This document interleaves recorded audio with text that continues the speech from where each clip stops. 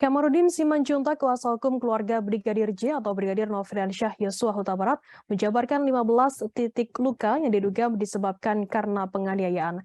Kamarudin sebelumnya meyakini Brigadir J tewas bukan hanya karena luka tembak, namun ada sejumlah luka bekas penganiayaan di tubuh Brigadir J.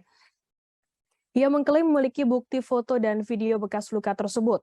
Berikut adalah titik luka yang diduga disebabkan oleh penganiayaan.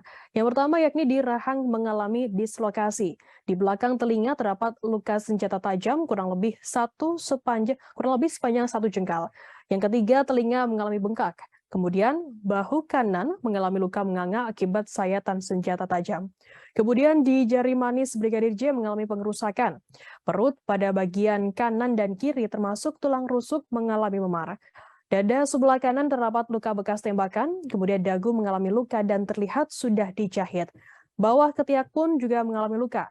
Kaki kanan terdapat bekas luka dan kini sudah dijahit. Perut mengalami luka dan masih mengeluarkan darah. Kemudian selanjutnya terdapat luka di bawah mata. Terdapat luka pula di hidung dan ada tanda 2 jahitan. Yang ke-14 yakni terdapat luka di bagian bibir Brigadir J.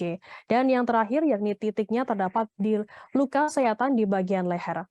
Dari fakta yang ditemukan pihak keluarga, Kamarudin mengungkapkan meminta autopsi ulang jenazah Brigadir J.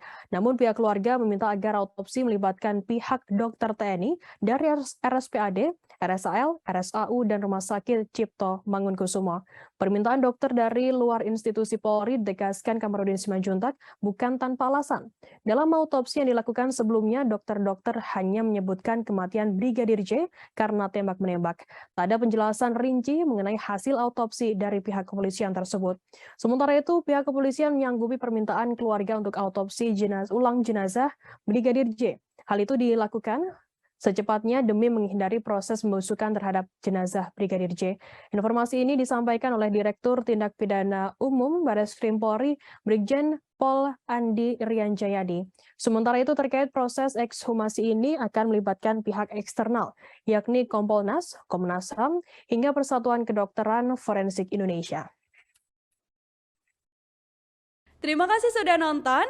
Jangan lupa like, subscribe, dan share ya.